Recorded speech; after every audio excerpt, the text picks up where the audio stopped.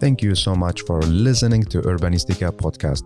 I am Mustafa Sharif, an urban planner, and you're more than welcome to join my big journey of exploring the making of smarter and more livable cities. Please don't forget to follow Urbanistica on the different social media platforms, and also let's connect on LinkedIn. Big thanks to Urbanistica podcast partner AFRY. AFRY is an international engineering and design company providing sustainable solutions in the fields of energy, industry, and infrastructure. Are you ready for a new episode? Let's go for it.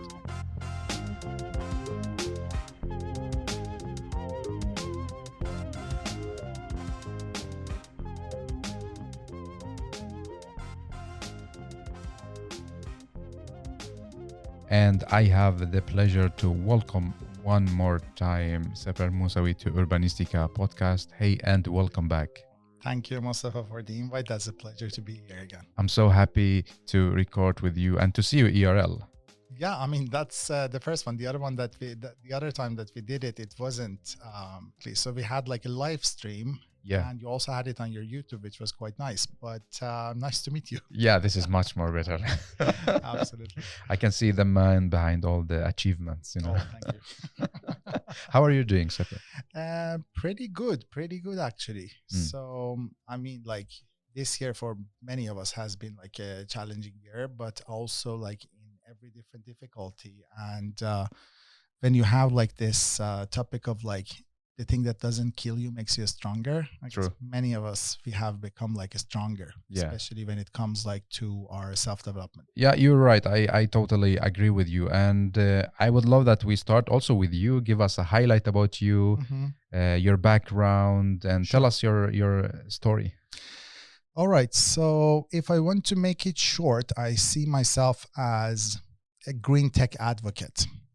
And I have been active within like the green tech industry for more or less 11 years now. And that's the time that I moved to Sweden back in 2010 to have like a career shift and start working closer with sustainability.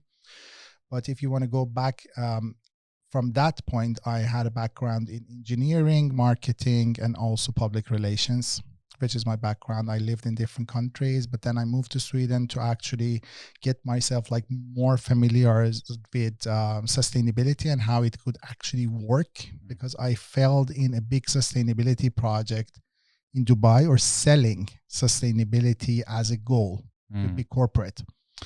And that was the time that it got me also like a bit of like impact panic, that the thing that I'm doing is not really meaningful when you're working for like, you know, classy business cards, shiny lifestyle, and then you think like something is missing, like a meaning from it.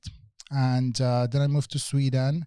I started educating myself again, went back to school, and then I started to work as a sustainability strategist, and my life started like to go on like that since 2 years ago, after working as within like different sustainability roles and as a smart city consultant for many years.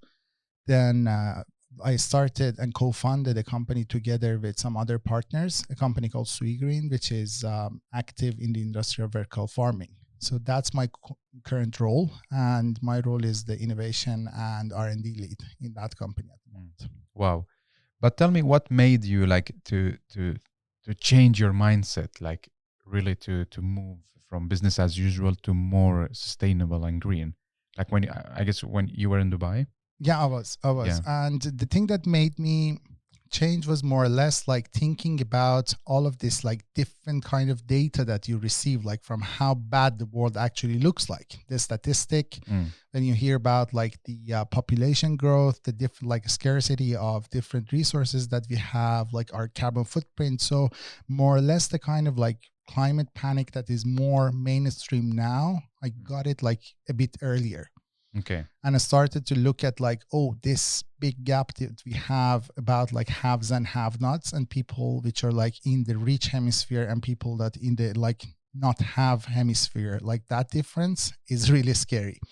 So that was more or less like what started like to give me a panic, to see like, okay, why am I here? Yeah. What can I do? What's my mission? Yeah, exactly. Finding a mission. Yes. Tell us, like, update us about SweGreen, because last time we talked, And I guess 1 year now, big things happen. So how is it going now? Projects, collaboration, scaling up? No, I mean 1 year for like a thriving startup is a very long time. So the last time that we talked, probably it was like around a year ago, and but by that time, I mean we had like some other ideas about our main and core business. I mean we were thinking about like, okay, vertical farming, leafy greens, fresh production, closer to the end consumer and everything. But as we went on and we had our very like unique facility in Stockholm, we realized like logistics of food is really difficult. I mean, when you want to within in Sweden, you mean? I mean, within everywhere. So when you look at the business case of food, only 20% of the profit goes to production. And this is not like for small scale farmers, because that's like a couple of percents. Like best case scenario, industrial food producers don't get more than 20%. The rest is logistics, transfer, processing, you know, whole buyers, wholesalers, and so on and so on and so forth, till retailers. And we start like to realize like, okay, that's one thing. The other thing is like last mile logistics is a hinder, is a challenge. So what we started to do was like we developed our concept from having bigger like facilities to very, very small facilities that you could actually like put it inside retail stores, restaurant, and really like close to the consumer without any logistics and transport like needed. And we thought like instead of like selling greens, you could sell services. You could sell farming as a service in a subscription model. Wow. Can you explain more to us? I mean, like that. When you go and subscribe to Netflix, you subscribe to like watching movies. Yes. And when you subscribe to us, you subscribe to receiving that many plants per day as a retailer or a restaurant. You don't need to think about like how our platform works. You don't need any knowledge. You don't need to do anything but like pressing the button play. That's what we do. Okay. So that's a plug and play system. Of course, there is like minimal things that operatively our customers need to do because we're working with living plants, not with like in a streaming platform. So, I mean, pressing play could be like, you know, harvesting the product and taking it to the store, for example. And what we did was we started thinking about like, okay, we can capture the intelligence that we have in different areas of like plant science, the area that was more connected to ventilation and like HVAC, as you call it, which is like heating, AC, ventilation. And those two combined with energy engineering, automation, if we enable that by use of artificial intelligence and digitalization to remotely be able to control our units, we could actually like have these smaller units inside any store around the globe and control it like from here, from Stockholm. Yeah, I'll make sure that it's working. Yeah. And I mean, that's the thing that we did. So we started like developing this concept, and last August, the first of these units were launched in Gothenburg. Nice. At a store there. And that was the first version, which is more or less like a beta version for us to understand how we could like make it work. Yeah. And since then, we became rather an end-to-end tech provider for that, developing our own digital platform, physical platform, growing tracks, connectivity and IoT platform, and everything as a whole that you could offer to your customers. So now at the moment, we're building the biggest vertical farm of probably like a Scandinavia and Europe inside the store. Okay, this is crazy. Tell me more. Yeah. So, I mean, we have a project in Linköping, which has its launch in the end of May, beginning of June. So that's coming quite soon. I mean, we're building and installing our farm there. And this is the biggest like farm in Scandinavia inside in the store. And in that farm, I mean, we have like an area of 60 square meters, which gives the store more or less 600 plants per day. They're like salads, herbs, and like spices, which makes them totally self-sufficient. Wow. And everything is controlled by us. All the systems are delivered by us. So you just chill in Stockholm and make sure that... Yeah, exactly. I mean, there is still like people that work with like customer success team being on site, making sure that our early adopter customers, like everything works for them. But basically all the brain is here in Stockholm and everything fed to the controller that we have, for monitoring system, for supervision, for the to-do list that goes to our operators. Everything is basically taken care of by what we call the SweGreen Cloud, which has like different components. Yeah, but tell me about the team, because what I see, you need like really multidisciplinary team players. Exactly. I mean, this is like the interesting thing about vertical farming, and when you want like enable that with digitalization, because yes, you need like knowledge about horticulture, vertical farming, plant science, and crops. That's one thing. Yeah. The other thing is you need to create like the best controlled environment climate that works for the plants. That's basically the engineer like management. And then you have like the engineering system for like the energy system, the water system, the fluids, and you know, like CFD modeling and all of those. And then you have the digital competencies that enables that like to go to the next step as well. So all of them together create a very unique system that also has something to do with like mechanical engineering, robotics, and automation. So it's both automation and autonomy in one unit for plants enabled by digitalization. But is it easy to talk, to collaborate, to work with so many different disciplines? There are definitely like challenges when you start to work with that. But I mean, the team that we have we kept it like very core and small. And from the beginning, that was a part of our strategy, not to build like a big team and like start like shuffling things around, but rather like to understand exactly what is it that is our need. And I mean, what good chance that we had was like a few of the people in our competence team worked in the industry for so long that we understood. So instead of like doing R&D for some years, as soon as we hit the ground, we started running. And from the very beginning, we had ideas like, what are the different weak points in this industry that needs to be addressed? But of course, like innovation in business model, that developed a lot. Yeah. And our concept became like work plans rather than only a vision.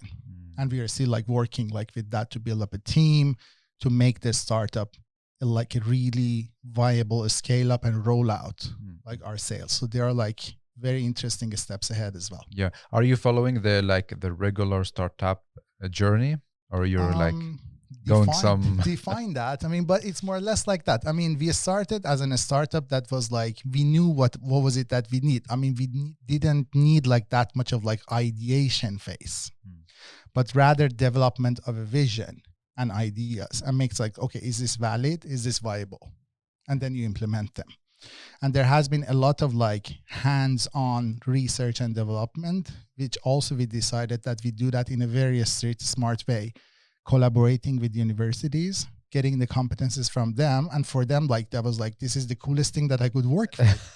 I can imagine. Yeah, I mean, so the researchers got the opportunity to use us as research infrastructure, work on the edge, and we got to use like their competencies into our privilege. And we really got like good support also from the public authorities in Sweden in that sense as well. Yeah. How is the market here, like in Sweden or Scandinavia? Do you are there any startups like competing?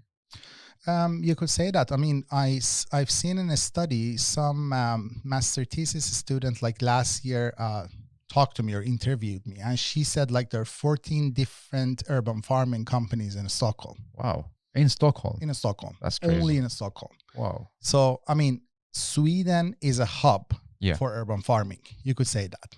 But rather than seeing those other initiatives as competitors, I see them as co-market creators. There are like one of them that is more or less like similar to us. Nothing that makes us worry, because I mean, we see like our niche and advantages in that journey. But I see us rather like as a team who are disrupting the food industry against the food, like the cheap food being imported from like south of Europe, from north of Africa and other places. So this is rather interesting for us to see like, okay, how those greenhouse industries of Sweden, which are like on the pre-urban skirts, compete with us, and how we all together compete with the bulk food like being imported like cheaply Mm. from other places. So like you have a community kind of. I mean, yes, we don't talk that much. I mean, that's one of the things which could be like better for these startups, like to have a better like organization and maybe like talk to each other. We know each other very well, like all of us. I mean, our ways has crossed. Some of the co-founders of like other ones has been like my interns, for example, or like we know each other, like we see at each other like friends. But obviously, when you start like competing in a market, that kind of like goes to the side. So I haven't seen many of them for a year or like 2 years or Do you find it easy to work within this field, like in Stockholm or in Sweden, or you have like many stakeholders against what you do? There has been more negative attitude towards this before, both like in the consumer system and also like the rather traditional people like looking at that as something emerging. And usually that happens with tech. That first you get scared, like, oh, what is it? This is like so artificial. But you're like, no, I mean, I'm mimicking the nature. That's what we're doing. And everything that you have on this planet is like different elements that we could like put into use, as long as they're not like chemical hazardous like things. And like people ask questions about like if you replace sun by LEDs in an underground facility, what happens? Like the quality should be like way lower, like the norm. And the thing is that no, we could exactly meet the needs of those plants. And actually, like when they taste it, they believe it better. So the other thing was like before it was rather concept. When people talk, there was no product like coming from vertical farms as well, like in a sense that people could like taste them, buy them. So, but now, I mean, I see like less negativity, way more positivity. And I mean, people have become like also a bit more like tech positive, I see in the market. So like, oh, it's cool that you could do all of these like interesting things. Like, oh, this is the future. Wow, this is so cool. This is like rather the things that you're here like compared to 6 years ago when you heard like this is so unnatural. That sounds a bit like strange. So I see a change. So there is a change in the mindset, but also because this is the thing that I want to talk with you about. In the podcast, I talk about smart city with my guests and so on. So some of them are a bit like scared, some of them are not. So we are kind of, I'm kind of feeling or see there's a kind of technology phobia. Sure. People are scared of this new technology. So what do you think is the reason, or why is this happening? It's a very interesting question. I mean, basically, I think it's rather the fear of the unknown. Because when you approach something that you don't know things about them, you become scared. True. You don't understand like how it works. You don't have a picture like how in reality this could work. I mean, there are things that are scary about technology, which we could discuss.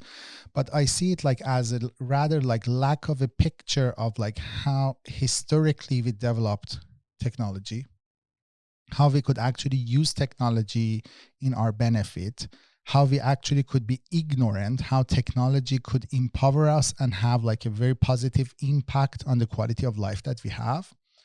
And some people feel threatened because the people who are more or less like, oh, indigenous knowledge based, or this is like the very traditional way of doing thing. And one thing is true, the smartness is not all about tech. You could do like low tech things, which are super smart as well. So a smart city concept shouldn't be all tech oriented. It should be like people oriented, but the technologies that you could use to put people in focus, there are many of them.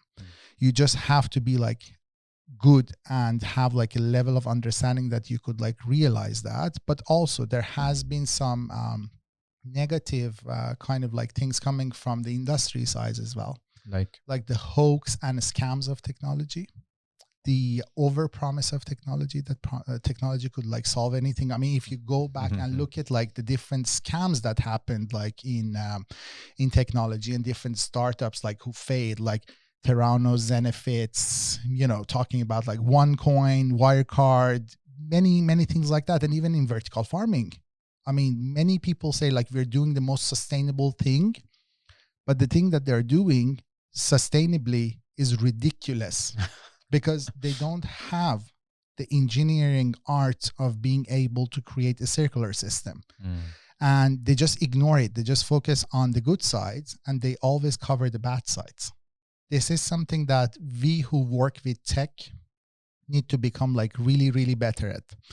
And I mean, when you look at like the amount of money that was driven to those technology companies, like when you talk about Theranos, which was a company that worked with, blood tests, they got investment around $9 billion. Oh, wow. And vanished away because nobody understood their technology. OneCoin, same thing, $4.5 billion got to them because nobody who invested in that, everybody got greedy about like cryptocurrencies in that sense and didn't understand how actually blockchain technology works. Mm-hmm. When you don't understand how blockchain works, you shouldn't invest in blockchain. I understand you. Mm-hmm. These are the things that could happen in cities as well. If your CTO doesn't understand how blockchain works, how autonomous vehicles works, how geographical data points work, you shouldn't get involved. And these are things that many tech technologies come, sell, and nothing changes. So of course, like there is a lot of negativity. But if you use tech in a right sense and people who genuinely and responsibly work with tech could be put in charge and you don't invest in the wrong way, tech could really help. But now we are also like, there is a one aspect of all the new tech innovation. Like it costs so much. And now we are looking at it from the socioeconomic point of view, like only rich people will get access to this kind of new, tech solutions. What is your reflection about this? I mean, affordability is something that, of course, like gets resolved through time. Imagine like when a technology is launched and it's in the R&D room, it's costs because you put like all those efforts to put together a product that is so unique and you don't have competition. All the costs of the R&D that the first adopter users pay for. Yeah. So when you look at many different technologies, how they become mainstream, they come from industries like defense industry, for example, or like war industry, basically. I mean, drones. True. They existed 20 years ago. A normal person couldn't buy a drone to do photography with because they were so expensive.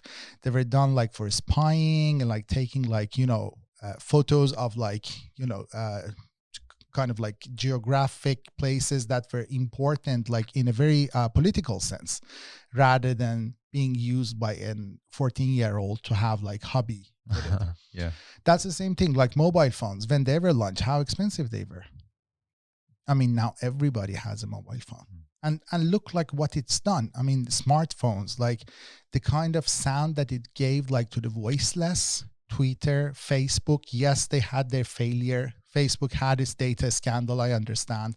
But the amount of like empowerment that they had, like in social movements, in different like, kind of like movements around the globe, the voice that it gave to people 30 years ago, you didn't know like what's happening in Libya, what's happening in Australia, what's happening in India. Now people are tweeting.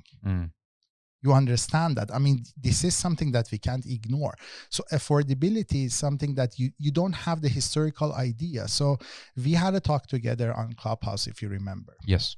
And the issue of like autonomous cars came up. And somebody said like, I'm not sure like if every poor child could have access to one of those like autonomous vehicles. And for me is like, of course, like no children could have access to a normal taxi, like maybe like 100 years ago because cars were so expensive. But now like everybody could take a cab or like ride a bus. And these autonomous vehicles, if they become like shared services for a city, of course, in 10 years, it's going to be the most mainstream thing that is going to happen. The only thing is like you don't have an idea how historically it goes up and you don't understand like what's an autonomous vehicle is. Because, I mean, there is a dude sitting driving the car that costs. If you take it away from the cost, autonomous vehicle is actually like way cheaper as a service for people. But then how do we make this product available for everybody? Like, because in the end, what we do is like a smart city for people, right? For all people. I mean, through time, it becomes more affordable. And sometimes you need to find like smarter economical solutions and kind of like different partnerships to make them more affordable for people. Sometimes, I mean, in smart city, you work with the infrastructure levels and the things that we call it like the hard layer of the city that actually doesn't have anything to do with people. These are sustainability by default. Like if one city decides that all of my energy resources should be renewable, which in my perspective, that's the choice that the city authority should do, not a consumer. But we always tend to like give that to the customer and like ask them to pay the premium on that. Okay, what's there like to say for me as a consumer? Use the technology, make it available for me. This is something that we need to become better at, that sustainability by default. Not to like ask the customer, don't buy the plastic bag, where are you selling them? Okay, I understand your point. Yeah. Yeah. So what kind of ecosystem do we need in order to make these solutions are more available, more part of like our everyday life? Like that. I mean, in order to understand your question, you need to understand that, for example, in a smart city is something that is based on different innovations becoming implemented. Yeah. And implementation is rather a socio-technical transition. So you have a mesosphere of change in between that is more or less like a platform intact. And then you have like policies that come like top down. There's a very nice like scientific theory around that. Like if you want to like see the mesosphere of socio-technical transition, you could Google it. So you have like the top down policy things that enables the innovations to be implied, like better policy for implementation, the openness towards technology, the available public financing, things like that. And then you have the bottom up and grassroots innovations coming to the city. Nobody asked in a city for Uber to happen. True. But it happened. Nobody in city of Stockholm asked for vertical farming to happen, but it happened. And when it happens, then people jump on it, say like, oh, we want to be 100% self-sufficient. Nice. And then there is like some sort of like sustainability prize that comes, some money comes, they make it like easier. Maybe you could receive like permits in an easier sense and so on and so forth. So this mesosphere is a mesosphere of change. This is enabled from two different ends. And when you would be able to find like a model for that, then application of these technologies becomes like way more easier. How is this ecosystem in Sweden?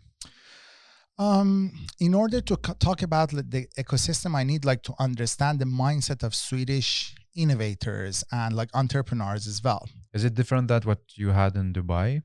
Oh, absolutely. I mean, the thing is like in Sweden, things are genuine. People are very much like trust-based. Openness is very like high, trust is high, practicality is high, and there is a very big naivety, you could say, like in the Swedish ecosystem, which don't take me wrong. I mean, naivety is a superpower to an stage. I mean, because when you're naive, you're curious. When you're naive, you collaborate. When you're naive, you ask questions that many times, I mean, they could be like relevant. So, but I mean, in a later stage, when you want to like go global, this naivety could be to your disadvantage. So I've heard that like from many different like tech investors in Silicon Valley that we love Swedish startups because they're so naive and they're so open and they let us know exactly what they have and what they don't because they don't hide things.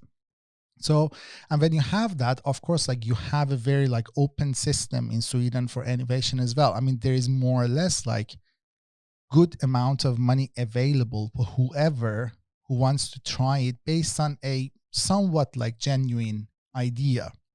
I mean, you could go like to Almi, you could go like to Vinnova, you could like, seek money, you could get loan and so on.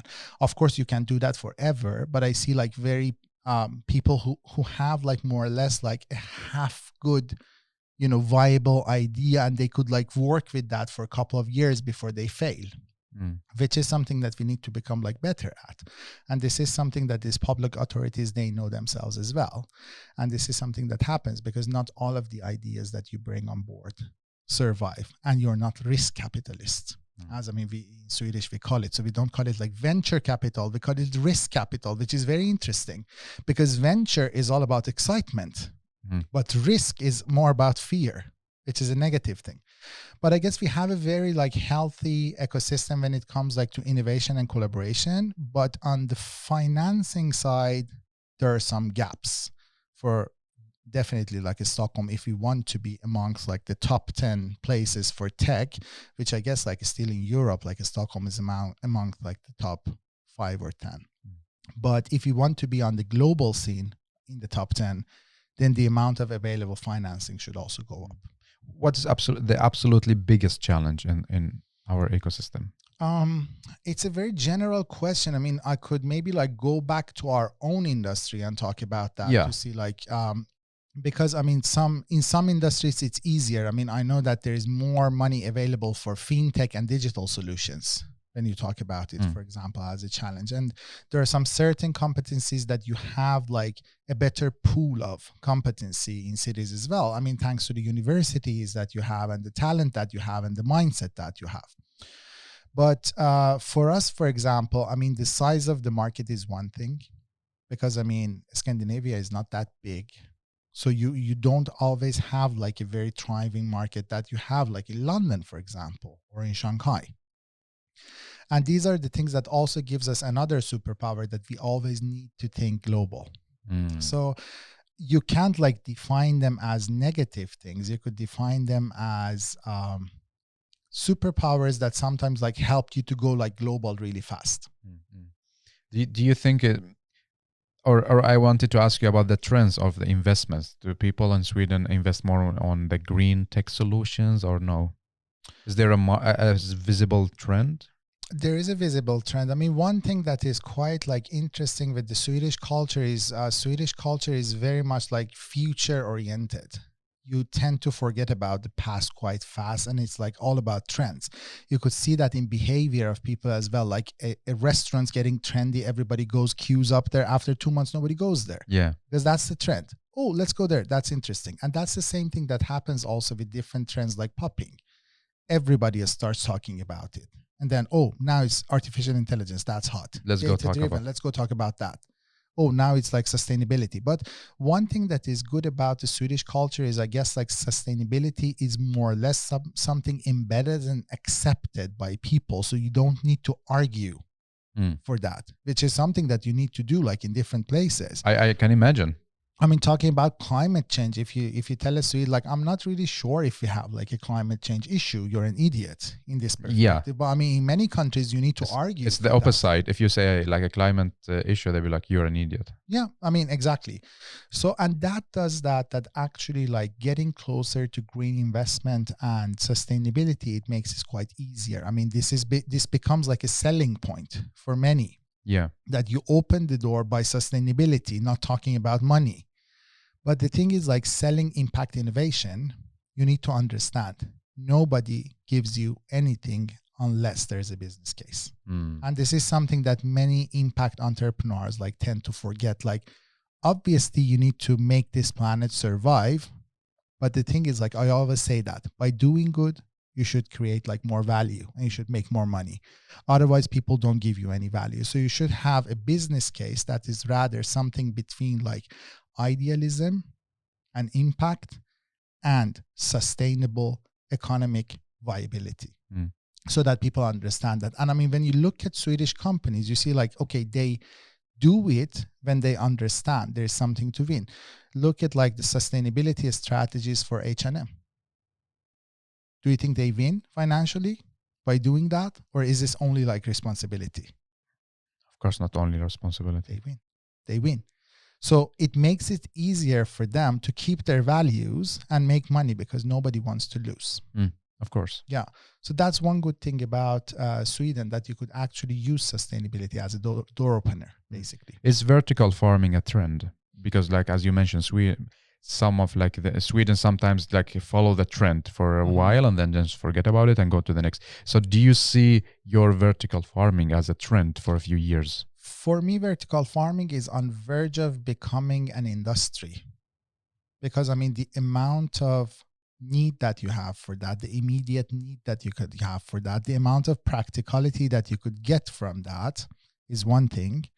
So we as leaders in the industry need to be careful for over-promising, because sometimes people like tend to over-promise things that never happen and make people disappointed. Tell me about the over-promises within vertical farming. I mean, you see a lot of companies talking about like feeding the planet by vertical farming. Vertical farming could be a piece of the puzzle and complementary to traditional agriculture that needs to be significantly changed. But vertical farming is not the silver bullet to the future of feeding the people.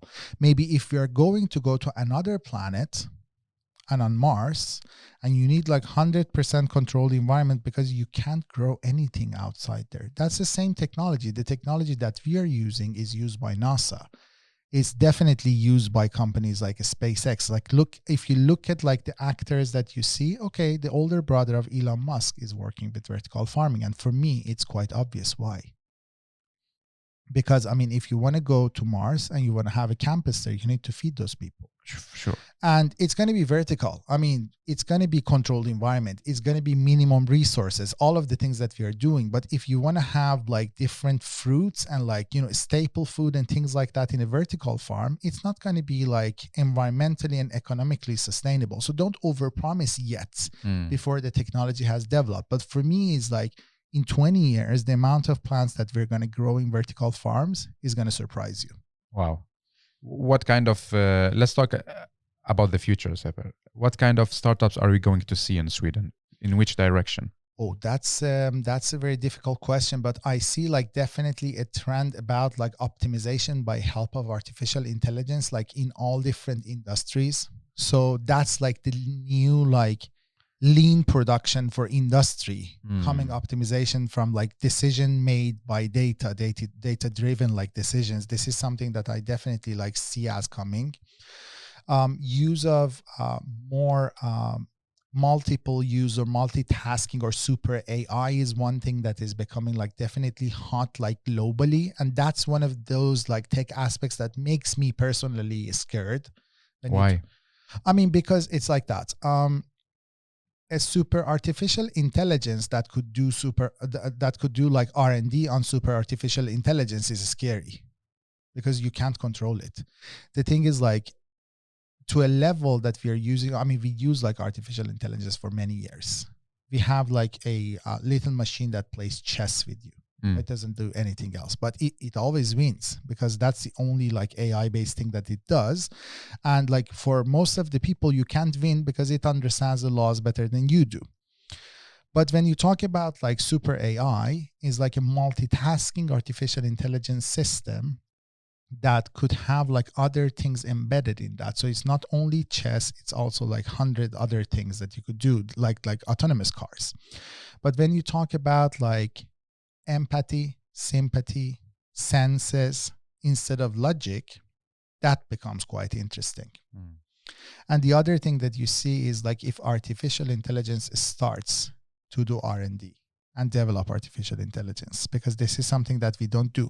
I mean, it takes like so long time for us to do research on something. I mean, usually you have like a PhD student for 4 years doing something until you could have like more or less like a half good like paper published. And talk about your research, this is already like 4 years old. But if artificial intelligence could do that fast, the amount of development that we're going to have is very interesting. So this could be a bit like out of hand because we don't have understanding for many of these topics, because the speed is like living in the fast lane for us. That's not the normal tempo that we're used to. Or if you're talking about like virtual reality being enabled by AI, I mean, these are like concepts like Matrix that came up. And it's so interesting because these things, like they work like drugs. I mean, if you could be whatever that you want to be in a virtual reality, why do you want to be in the reality? Because in reality, things are difficult. Yeah. You want to be taller, you can't. You want to be like more beautiful, you can't. I mean, you want to go on a diet, it hurts. You want to learn something, it takes time. Yeah. But I mean, if you could install it in your head, if you could look like as you want, if you could like have whatever you want to make money, it takes time. So all of these things, they could be a bit like scary when they get like to that level. But the level of understanding that we have today is more or less like rather a concept than like exactly understanding what's the effect of that on our life. And I mean, that future is already here. Like all of these technologies, they exist. Yeah. They're just developing. What is the future of SweGreen? Where are you heading? We are on the verge of becoming like a viable scale up. And we are understanding our niche very much better. At the moment, I mean, we launched our end-to-end product. We also signed like contracts for some other units that we are going to sell. So becoming global is one thing. To try and explore like other markets would be one thing. Like within Europe, are you thinking, or like wherever? We are thinking like probably we could maybe try like something in Scandinavia. Norway could be an interesting market for us because I mean it's a cold country. People are not yet that much into sustainability as much as we are, but it's getting like hotter and hotter. They start like to talk about it quite a lot. Grocery shopping in Norway is way more boring than what it is like in Sweden. So I mean, we could help definitely. People are more like used to like pay for good food as well. Yeah. So that's one thing that you could do. We also got approached by like Middle Eastern like ventures and like different places there. I mean, that's a market with immediate need because of like problems with water scarcity and climate change. Those countries are hit, and they're used to also like using high-tech solutions. So that could be like other market. Also like a market like the US could be interesting because I mean the amount of venture money available there is really interesting for us. And the size of that market is interesting as well. But I mean, before we end up there, we're working on an innovation vision of ourselves in regards to different components of our solution, which are the different products that we have. And as soon as we have a better picture of like, what is it exactly that we want to do, we're building teams for that. We're building partnerships for that, both like with academia, in-house, and also B2B, to be able to go to investors and ask exactly for the amount of money that we want. But I mean, we don't want to be naive to lose control of our company before we actually need that much money. And of course, like we want to have like a better growth before we are like selling our shares. But I mean, the valuation of our company from the first time that we sold to private equity investors has went up like more or less 6 times. Wow. So the people who came in early, now they're winning big. And I mean, even people who are coming in now, they're going to win big. So that's the interesting part. I mean, like we are in a very like exciting journey, like upwards, but you always, as like somebody who seen in a startup failing bigger than SweGreen. I worked with another one that failed and then like bankrupt before. Within vertical farming? I mean, that was a company called Plantagon that I was the chief sustainability officer for. Okay. And that was one of the pioneers of vertical farming industry back in 2010. Sweden? Yeah, Sweden. And nobody talked about vertical farming globally. Plantagon was there as one of the firsts. But due to like lack of sync up between management team and majority owners, due to being a bit like ahead of its time with its concept, due to like sticking to a concept that maybe wasn't as practical when it came to reality, like heavy investment needed for a pilot project and so on, it failed. And I've seen that failing, and I was seeing it failing for the past 2 years at least. Wow. Which really hurts. I can imagine. Yeah, I mean, it hurts. It simply hurts. But the lesson that you learn from a failure is something that you become wiser. That, I mean, that's a very interesting journey, but still you're in the valley of death. Yeah.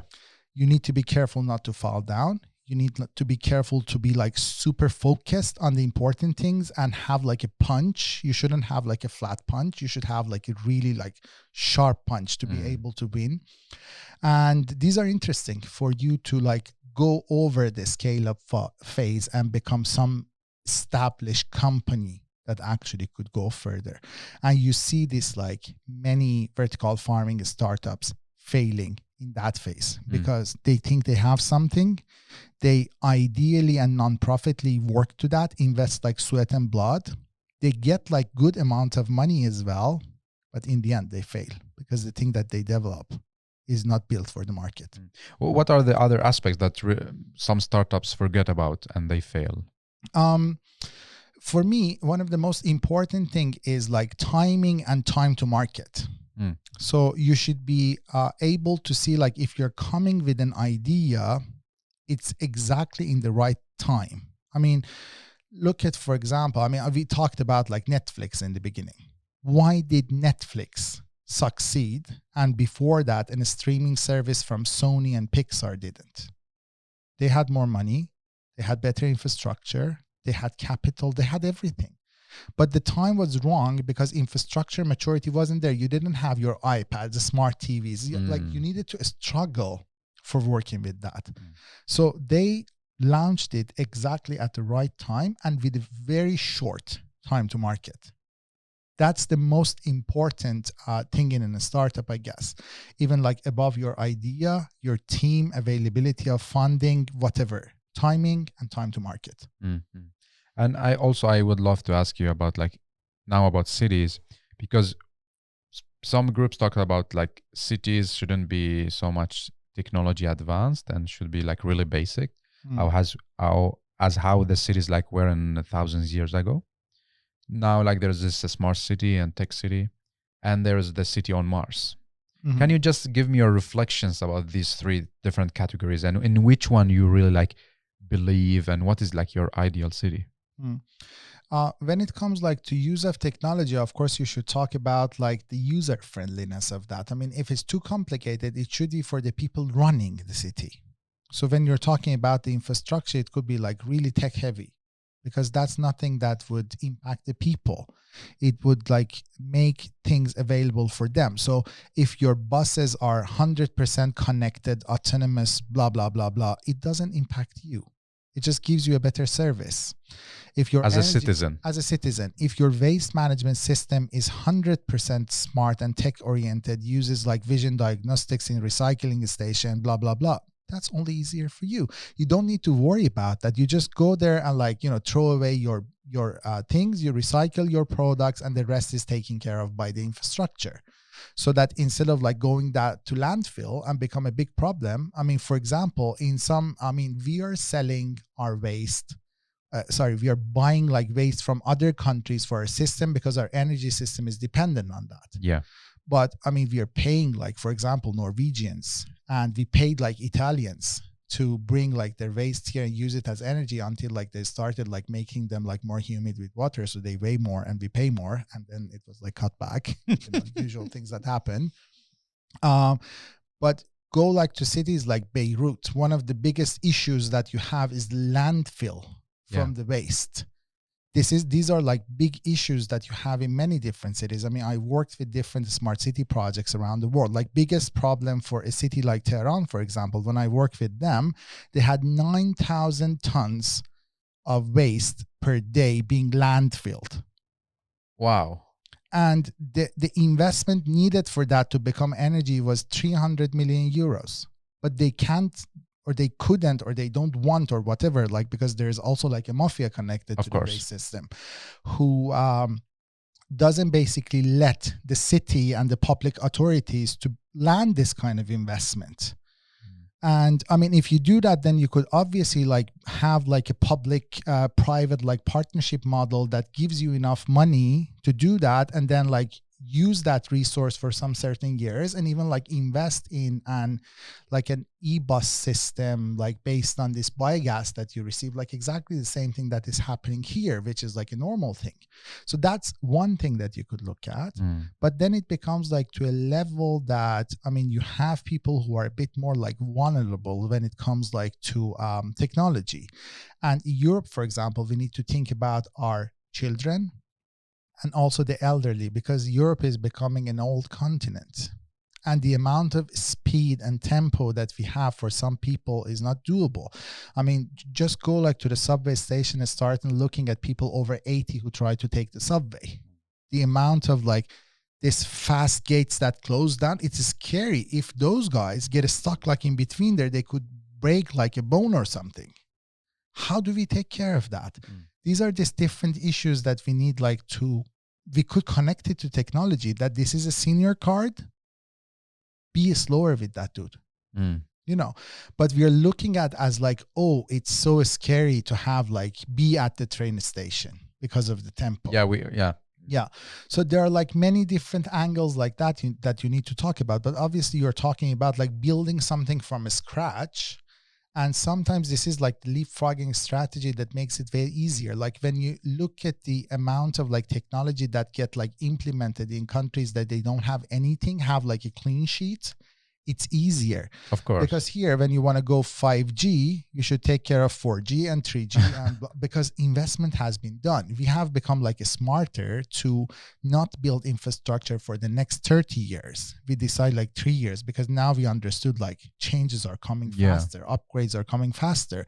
But in Eastern Europe, they go directly like to 5G. In Africa, they go directly to 5G. Mm. But the other thing is like, okay, if it's going to be like 11G, what's happening? What happens in the future? Could they change? Are they deciding like a lifespan that is quite interesting, sustainable in that sense to get rid of, replace, upgrade? So there are many different questions like that. You need like the sharpest CTOs and sharpest like chief strategy officers in cities. And one thing that is a bit challenging is many of those people are not that much attracted by the public sector. Some are, because they think of like the social value of that and the status. Of course, like you have an office, you become important. But many of them, they prefer the private sector because there is more money, it's easier, it's more flexible. It's faster, It's faster, it's agile. You don't have like 10 different directors and the politicians and so on. And I mean, our politics also is an issue at the moment because I mean, like globally speaking, our politics and like the fundamental system is like so old. We need shifts. We need like to go like towards like a paradigm shift. And that's why we have like so much like bipolarity at the moment, like in the world when it comes like to the politics and people like hating each other because of believing in different fundaments. It wasn't like that 30 years ago.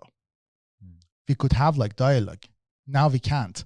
So there is a lot of different factors coming, but obviously like it's going to be more tech oriented and more like future thought through, like when it comes like to a city on Mars, of course, and the other challenges that you got. But I mean, in basic principles, I mean, a city is a city.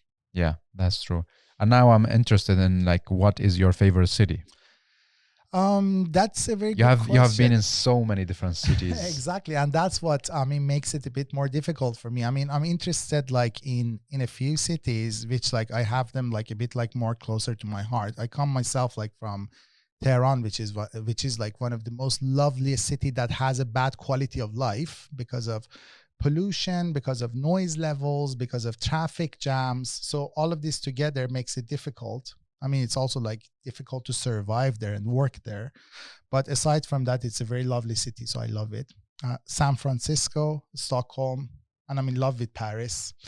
But there are like other cities that I'm also like a fan of, like Tokyo, based on like advancement of infrastructure. I mean, amazing, like 40 million people like moving around in that city and everything works. I mean, the Japanese attitude, it's amazing. Amsterdam, a melting pot. Istanbul, like a crossroad of like civilizations. It's an amazing city. And I mean, I have this little city of like Samarkand in Uzbekistan that I'm really a big fan of on the Silk Road. And I mean, it's amazing. It's like more or less like being in the medieval ages. Yeah. So these are my my favorite ones. It's like a cocktail of definitely of city. And do you have a favorite public space, a specific one? Yes, I mean, I'm a fan of like being close to water. So here in Stockholm, I love Norrmalmsstrand, which is my favorite area, and I live there. Like I decided that I want to be there. So that was one place that I decided that I wanted to be there. Then there are like some other places that I loved. I mean, the area around Notre Dame, like in Paris, I loved it. I mean, the place itself like burned down, but I mean, not that bad. But the area around it is like very interesting. Kensington Market in Toronto, definitely a place that I really like enjoyed like being there. And like Santa Margherita in Venice is a lovely place to be, and also like the Spanish Steps in Rome. So there are like many different but places. Do you love the water, the infrastructure of the water, or looking at the water? What makes you? Being close to water first, like I feel like peaceful, and it like sort of like softens the heart feeling of like being close to the city. I mean, I like the nature, but not as much of like camping in the forest, because many people like do, to be like in the woods and like get that like silence and so on. That like gives me both the feeling of urbanity and closeness to the nature. That's what I like about water. And it's nice, I mean, to look at water as well. Yeah, I understand. Then Stockholm's like a kind of perfect city. Yeah, I mean, definitely, because I mean, it consists of islands. And before we go to the final two questions, do you have a favorite building, like architectural? Yes, I mean, I have like Marina Bay Sands building in Singapore. That's an architectural like genius building. I love it. All of these buildings from early 1900s in mainstream Europe, and also like here, like mainland Europe, and also here in Stockholm. I love them. I mean, basically like the model. Casa Batlló in Barcelona. I love that place by Gaudi. And also like I'm interested in different like religious places. So the Mosque of Shah in Isfahan, the church / mosque of like Hagia Sophia in Istanbul. I mean, that building is amazing. For me, it's rather a cathedral than a mosque. It became a mosque in a later stage, but I mean, the building in itself, because I myself, I'm not that interested like in the religious part. And also there's another little mosque in the city in Uzbekistan that's called like Shahi Zinda. So, I mean, Google it if you're interested. I mean, that place, and like those domes of turquoise like color, it's magic. Oh, wow. But what I see, like, you don't have very like specific niche an architectural city. It could be like very modern. It could be like very like old school. I mean, even if like I see myself as a tech advocate, I'm a fan of like, you know, keeping those cultural references in places alive, because these are like the souls of a place. Yeah. So if you ask me, for example, in a high tech city like Dubai, where's your favorite place? I would tell you like the Hura of Dubai, which is like the fisherman's village. Yeah, I understand because you. It has a soul. Yeah.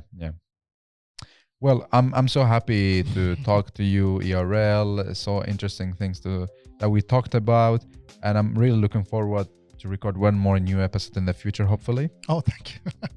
And now the last two questions. The first one is, you give us, the listeners, 3 takeaway messages. Okay. Maybe I could become a bit more like personal, because I mean this year has been tough for many of us in many different senses. I mean, it's been a big change that many of us maybe like mentally don't feel that good, or maybe like started coping with that by now. So I mean, you could always look at these difficulties as a personal development. So rather like see it as an advantage than like a nuisance. Because I mean, frustration of situations like that, and the feeling of that we need to wait and everything, it's heavy. And like feeling isolated is really difficult.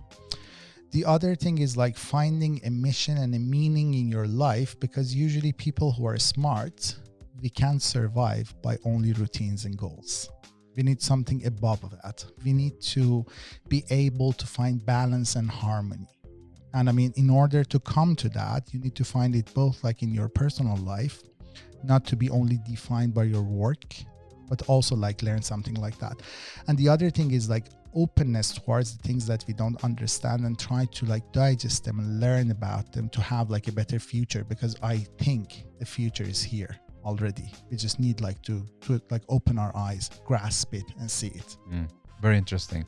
And the last question is going to be asked by you to the listeners. Okay. Should I ask a question about myself, or should No, like ask us a question. Okay. Maybe like I would recommend something like that. Imagine a future that you want to have. I mean, I like to talk about the future. Yeah. And imagine like what would be the things that you want to have included in that future. And imagining that could help you to decide that future, because we as people, we have the power to design our future and to build that. And I mean, in order like for the other people, like to make it like also like available for us. So always think about that and have an idea instead of like being afraid of some changes or something coming in the future. It's always like nice to, from time to time, look at the sky and think like the place that we're living in is so small in this universe, and the things that we worry about are so small. And I mean, focus on the future, the bigger picture. It always like feels good to be a part of a bigger being and the universe. So that would be a question. Ask ourselves, what is an ideal question, ideal future for me? Ask that question and try to define it for yourself. Wow, really interesting. Thank you so much for coming. I'm really happy to talk to you. Thank you. That was a pleasure being here and being listened by your listeners.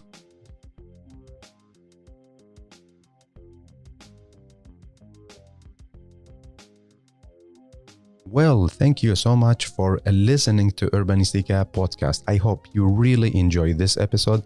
You learned something new and also got inspired by the guest. Don't forget to share the episode on your social media and recommend it to people you think they are really interested in this topic. Thank you so much again for giving your valuable time to Urbanistica podcast. I am Mustafa Sharif. Keep up the good work. Keep loving cities.